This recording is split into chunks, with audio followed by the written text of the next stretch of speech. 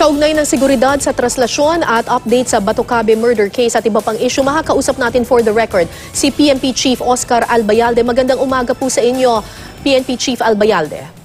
Yes, Kara, magandang umaga din po sa inyo at sa ating mga kababayan. Sir, kumusta po ang seguridad sa traslasyon ng Poong Nazareno? I understand na tumatawid na daw ito ngayon sa Jones Bridge.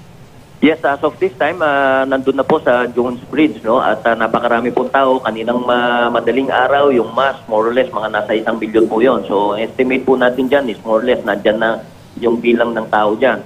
But fortunately, as of this time, wala po tayong major incident or any threat na nakuha or kahit na po yung mga deboto na mga complaints whatsoever, as of this time, wala po tayong nakukuha. Opo, ang karaniwan po na natatanggap namin on the ground ay yung mga nahimatay at saka yung mga nasugatan kasi tumalon sila mula doon sa andas.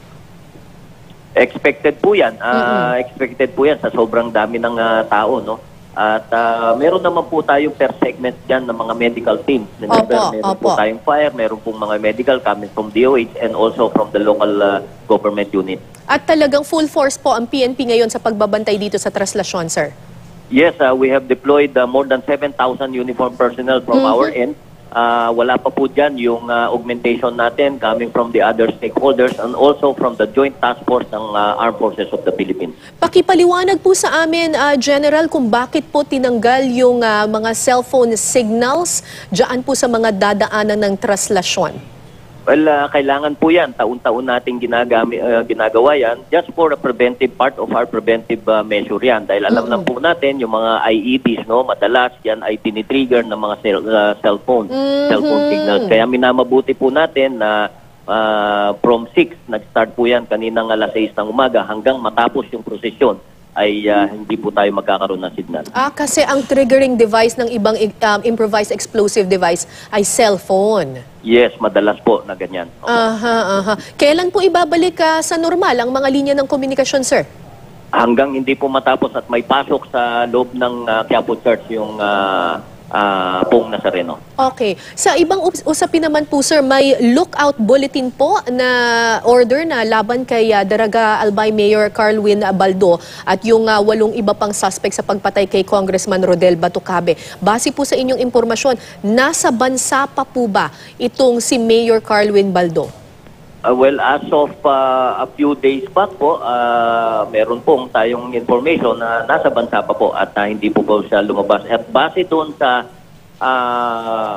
communication natin, although informal to with the immigration, ay hindi po siya lumabas ng bansa. Meron po ba siyang meron po ba kayong contact with him? Wala po. Kung kami po, I don't know with the local police, pero kami po dito sa national headquarters wala. Okay, on other issues, sir, ano po ang reaksyon ninyo na hindi raw po mabibigyan ng salary hike ang mga pulis dahil sa ngayon ay reenacted budget muna ang ipinatutupad? Kasi nga po, hindi pa naipapasa yung 2019 national budget.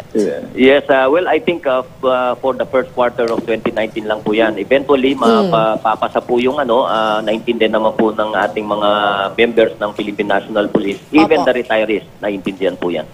Meron po ba kayong iba pang mga announcement or paalala po doon sa mga dadalo po or sasali po dito sa traslasyon na 2019?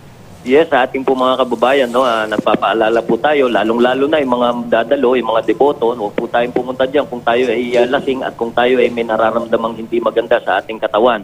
Baka madisgrasya. At saka yung mga bata. Tama po yan. Marami. Although, ever since po, wala tayong masyadong nakukuha dyan na mga bata dahil alam na po ng mga deboto yan na talagang mahihiwalay at mahihiwalay yung mga bata. Kaya wag na po tayong magdala ng bata. Maraming salamat po sa inyo, PNP Chief Director General Oscar Albayalde. Maraming salamat po. Thank you, sir. Magandang umaga po.